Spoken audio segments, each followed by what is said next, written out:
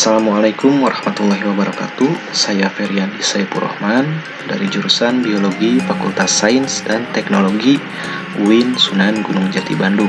Di sini saya akan mempresentasikan hasil review jurnal limnologi yang berjudul Kajian Jenis dan Kelimpahan Periviton pada eceng gondok Euphorbia crassipis di zona litoral Waduk Limungan, pesisir Rumbai, Riau.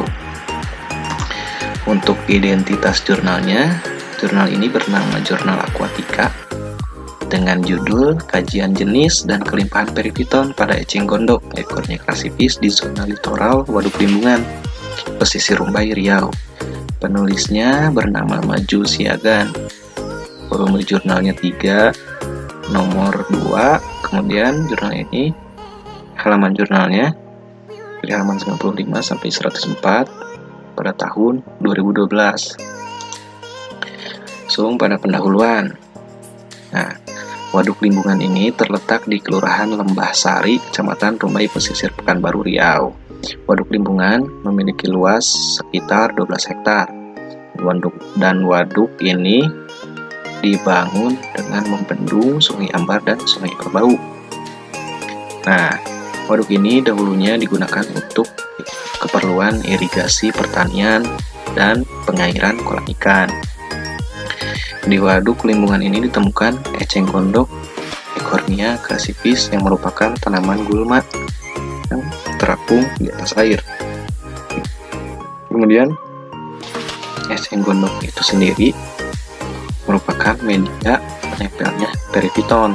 Nah, apa itu periviton? Periviton adalah mikroorganisme yang tumbuh pada beberapa substrat alami seperti batu-batuan, tonggak kayu atau tiang kayu, kemudian pada tanaman pinggiran perairan, atau bahkan bisa menempel di hewan-hewan air.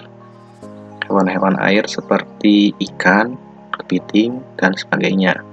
Nah, periviton ini pada umumnya terdiri dari bakteri berfilamen, kemudian protozoa, rotifer, dan juga alga. Nah, keberadaan periviton ini dapat dijadikan sebagai bioindikator kesuburan suatu perairan. Nah, ini contoh periviton, yaitu alga jenis chlorella. Kemudian untuk tujuan penelitiannya yaitu untuk mengetahui jenis dan kelimpahan periviton pada eceng gondok Euphorbia crassipis di zona litoral Waduk Limungan. Kemudian untuk metodenya, penelitian ini dilaksanakan di Waduk Limungan, Pekanbaru, Riau.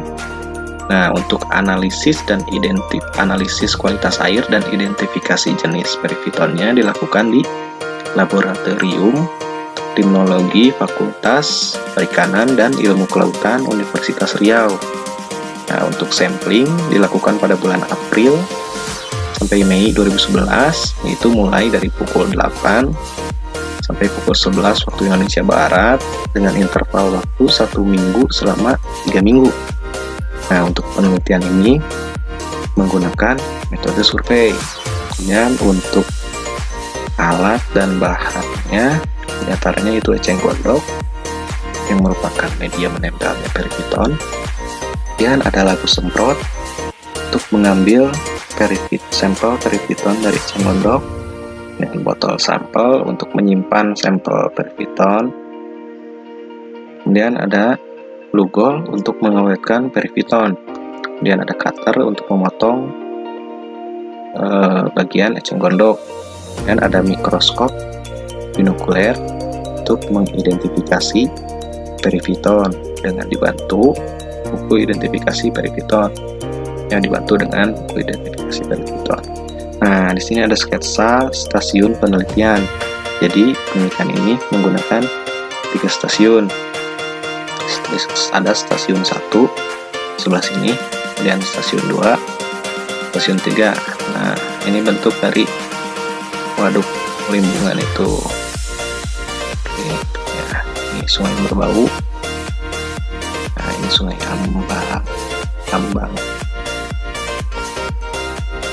Kemudian untuk prosedurnya, eceng gondok diambil dari stasiun 1, 2, dan 3. Kemudian bagian batang eceng gondok yang menggelembungnya dipotong membentuk bujur sangkar dengan ukuran 5x5 cm persegi.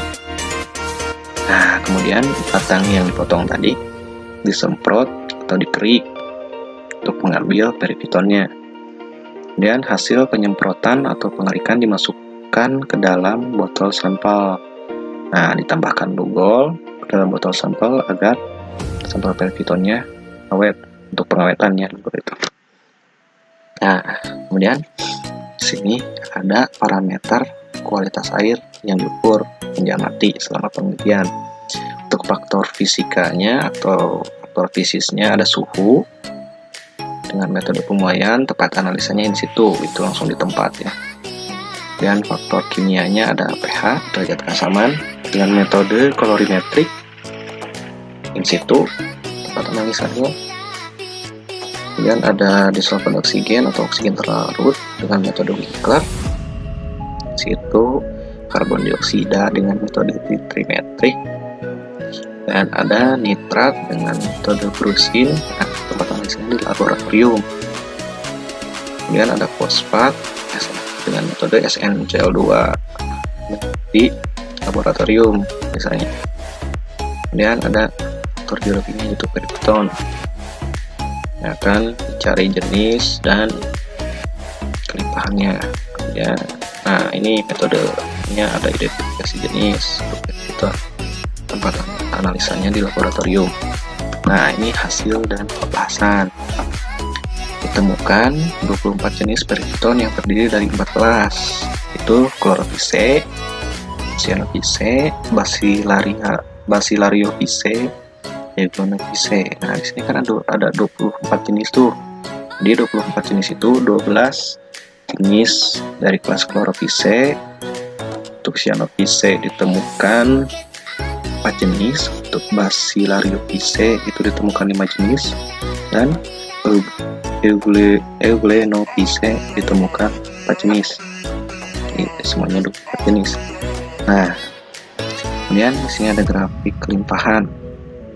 Nah, kelimpahan berkisar antara 814 sampai 877. Ditemukan di stasiun 3 ya.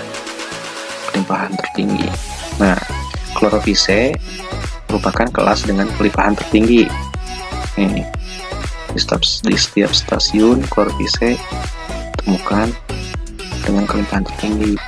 Nah, untuk terendahnya yaitu kelas Euglenopiceae pada setiap stasiun.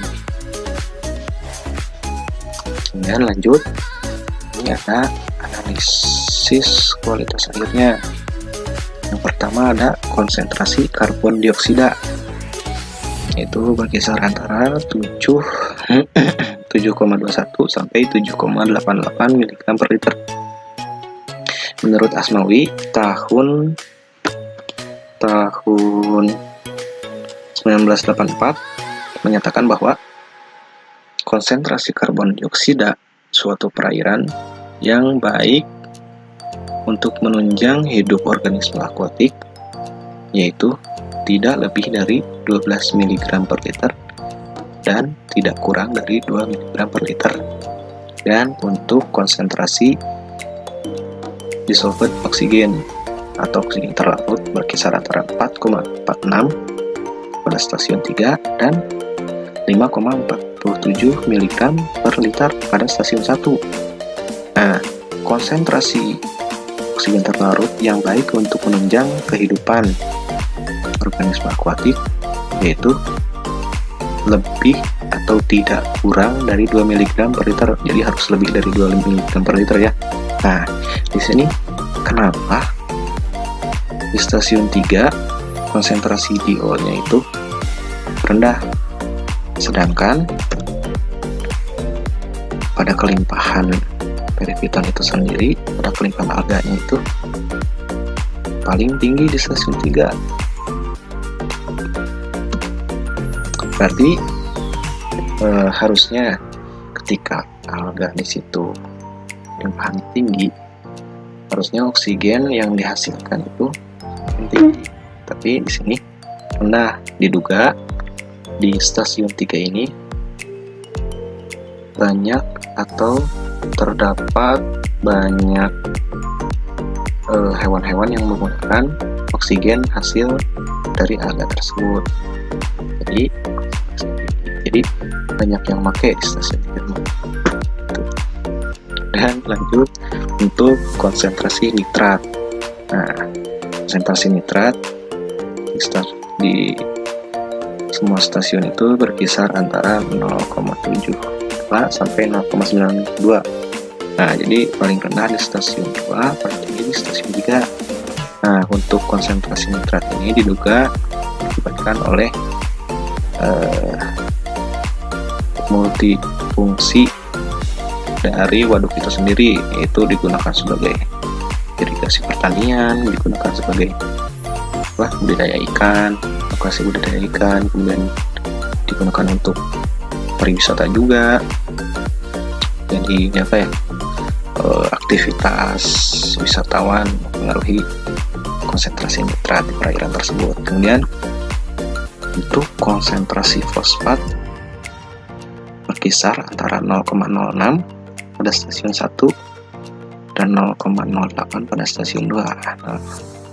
Tinggi stasiun 2. Nah, kemudian konsentrasi fosfat yang baik itu berkisar antara 0,05 sampai 0,1. Jadi, ketiga stasiun ini memenuhi syarat konsentrasi fosfat yang baik untuk perairan ya. Itu di K0,06 sampai 0,08. Dan nilai indeks keragaman rata-rata dan indeks dominansi rata-rata selama pengamatan keragaman perifiton ya. Nah, nilai indeks keragaman H atau H aksen lebih dari 3 itu menunjukkan keanekaragaman tinggi dengan sebaran individu yang merata dan komunitas yang stabil. Sedangkan untuk nilai indeks dominansi mendekati 0, jadi semakin mendekati 0,2, 0,1 itu sampai 0, itu menunjukkan berarti tidak ada jenis perifiton yang mendominasi dan tidak adanya persaingan antar jenis perifiton dalam sumber daya, itu seperti makanan atau tempat hidup. Nah, di sini faktor fisis nih. Suhu perairan berkisar antara 30,3 sampai 30,6 derajat Celcius di semua stasiun ya. Nah, dan suhu optimal untuk pertumbuhan dan perkembangan organisme berkisar antara 25 sampai 32 derajat Celcius. Nah, jadi suhu perairan waduk lingkungan itu masuk ke dalam kisaran suhu optimal ya. 25 sampai 32, di sini 30 ya. Nah, jadi bagus tuh suhunya optimal untuk pertumbuhan dan perkembangan organisme waduk ini. Nah, kemudian untuk derajat keasaman perairan tersebut didapatkan 5 karena perairan di Riau termasuk gambut. Nah, jadi pH atau derajat keasaman dari gambut itu sendiri cenderung rendah atau bersifat asam seperti itu. Dan kesimpulannya, perifiton yang didapat ada 24 jenis yang terdiri dari 4 kelas yang tadi: Chlorphyce, Cyanophyce, Basilariopice, dan Iguanophyce, masing-masing 12, 544, 12 untuk Chlorphyce, kemudian 4 untuk Cyanophyce, Basilariopice 5 jenis, dan 4 jenis untuk Iguanophyce. Untuk indeks keragaman aksen menunjukkan keanekaragaman perifiton tinggi dengan sebaran individu yang merata dan komunitas yang stabil atau kestabilan komunitas yang tinggi. Dan indeks dominansi menunjukkan tidak ada jenis yang mendominasi. Jadi tidak ada persaingan memperebutkan sumber daya seperti memperebutkan makanan atau memperebutkan tempat hidup. Nah, kemudian secara umum perairan tersebut masih mampu mendukung kehidupan organisme akuatik yang ada, dimulai dari konsentrasi karbon dioksida, oksigen terlarut, nitrat, kemudian tadi fosfat, dan suhunya pun optimal untuk pertumbuhan dan perkembangan organisme akuatik di perairan waduk lingkungan itu. Dan terima kasih telah mendengarkan presentasi atau telah menonton presentasi hasil review jurnal saya. Jika banyak kekeliruan ataupun kesalahan, mohon maafkan karena saya masih dalam tahap belajar, kita sama-sama belajar ya. Terus saya banyak tipenya juga, jadi keceletot, maafkan. Semoga sedikit ilmu ini bermanfaat untuk teman-teman semua. Mungkin sekian. Assalamualaikum warahmatullahi wabarakatuh.